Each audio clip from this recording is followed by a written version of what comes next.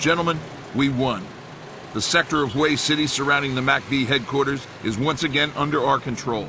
Though communist forces still control most of the southern bank of the Hoang River, including the bridges, we are fighting for the control of an historic citadel along the northern riverbank. The 1st Cav Air Mobile and the South Vietnamese Army are closing in on the city from the north. Our mission is to mount raids from MACV headquarters against the communist-held parts of the city, to disrupt their defenses, while the 1st Cav and the 5th Marines push back into the heart of Hue. Their first mission is to secure a bridge across the Hoang River, here in the imperial city of Hue, the heart of the Republic of South Vietnam. Intelligence gained from captured VC revealed that the bridge is garrisoned with North Vietnamese soldiers and Vietcong engineers. American forces learned that the North Vietnamese have rigged the bridge with high explosives, and they have orders to blow it when U.S. tanks try and cross it. A 5th Marine strike team under the command of Captain Boone has been ordered to eliminate the enemy threat on the Hoang River Bridge. I'm here at the scene of the battle for Hue City. As you can see behind me, the U.S. Marines, accompanied by heavy tanks, are moving across the Perfume River, one of the last strongholds for the North Vietnamese Army. The strategic ground held by the NVA across the bridge was taken in their surprise attack during the Tet ceasefire.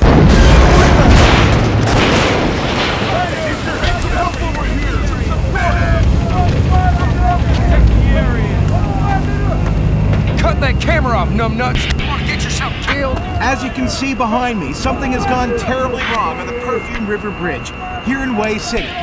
It appears that the NVA have blown it up. Not only have the United States lost more fine young soldiers today, but this just shows the fight is not over, and they are perhaps going to have to find another way into the NVA stronghold. This is Jimmy Davis reporting from the press here on the front lines in the siege on Hue City. Cut. Did you get that all in there?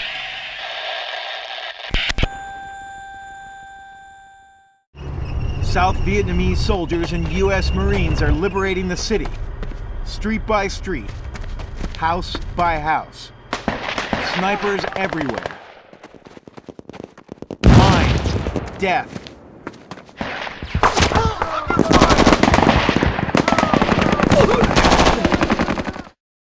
Go, go, go!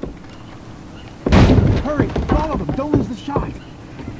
Whoa, whoa, settle down. Don't do anything stupid. Nước là Yankee, ly xin number 1. You đi mau. There's only one way out. Drop the gun, and you'll live. Tôi làm theo lệnh, không hàng, anh đi đi. Hold your fire, boys. What's your name, son? Tôi không hàng, tôi chiến đấu cho Vietcong đến chết. Bọn ta giết dân tôi trước kia, bây giờ đến phòng Mỹ. You think killing a priest makes things any better? Drop the gun, you fucking slopehead! Tôi làm theo lệnh, lính phải chấp hành lệnh. No! Holy fuck! Secure that weapon! Oh my god! Dumb son of a bitch! Whoa, did you see the way that fucking gook's head exploded? Eddie's Marine. Mind your fucking manners. We got a priest here. Don't judge him too harshly, my sons. He didn't want to obey his orders. He should have killed me by now.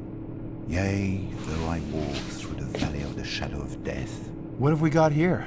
It's his diary. And let me see. I can read Vietnamese.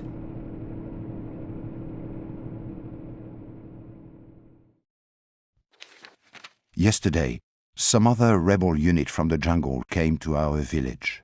Their leader told us they are fighting for our freedom. According to the partisans, Uncle Ho is the only true representative of the Vietnamese people. He and the party managed to build a state that is fair for everyone. Uncle Ho and all the Vietnamese people expect from our village participation in the liberation that will bring joy and peace to our homes. The commander of the guerrillas was very persuasive, so 3 of us decided to join his unit: Lim, Tran, and me. We left the village, but we soon learned that fighting for our country would be much harder than we imagined. Next day, I decided to write this diary, so I can, in years to come, tell my children and grandchildren about all I have experienced in the jungle and how I did my small part in liberating our country.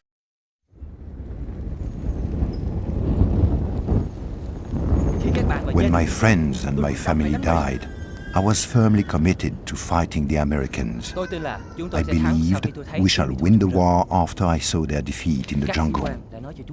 The officer explained to me the history of our fight against the foreigners. Because I learned French and some English, I was chosen for engineer training in the north. After we had finished our training, we moved through the Ho Chi Minh Trail to South Vietnam and fought in a number of skirmishes. Our platoon that I led moved to the area of our former capital. Our mission is to attack one of the outposts in the jungle around the city of Hue. My unit was chosen to lead the attack. I now have a chance to show the invaders all my battle skills I learned in the north.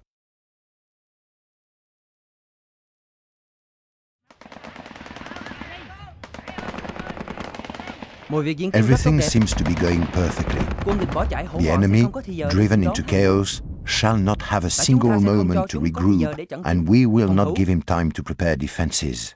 After the attack on the outer line of defenses around the city, I was ordered to prepare a trap on the escape route, in case some of the Saigonese managed to escape. We will throw the Americans and Saigonese, their vehicles and hamburgers, to the sea.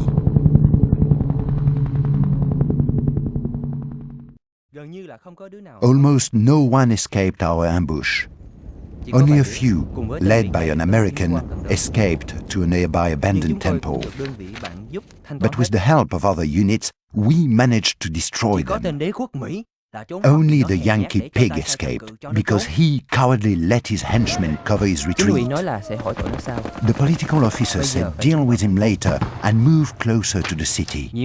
Our task is to decimate enemy positions in their inner defensive perimeter around the city, secure it, and prepare for possible counterattack. The NVA prepared to strike a fateful blow against one of the positions defended by Americans. It is an honor for us to spearhead the attack.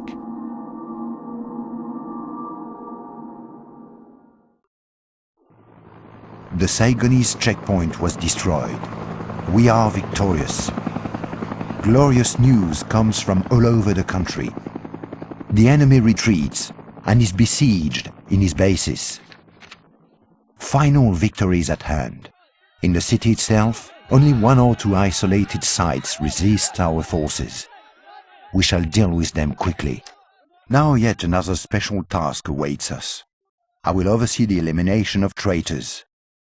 They are priests serving the Saigonese government. I do not know why they send us to perform this task. We are more needed here. The Commissar replied to my objections that our loyalty ensures that we will fulfill this task. Both the situation and my task is looking grim. I am a soldier, and a soldier must do what he is ordered to do.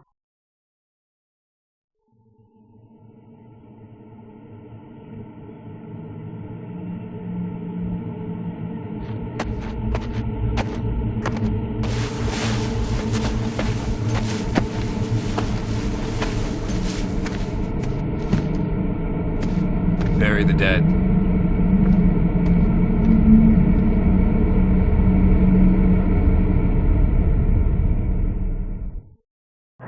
The liberation of the city was officially announced on the 10th of February. Unfortunately, all the bridges across Huang River were destroyed.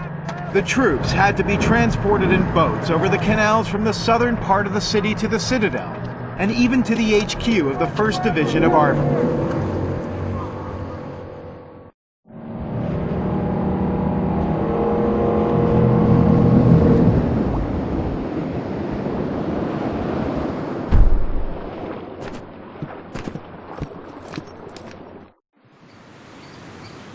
On the 23rd of February, we finally stood before the last outpost of, for now, surviving communists, the Emperor's Palace.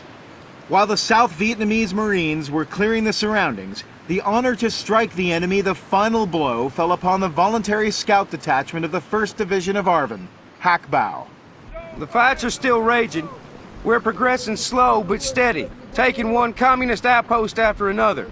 We've casualties, but everyone feels that they're out of breath. They're done for, that's for sure.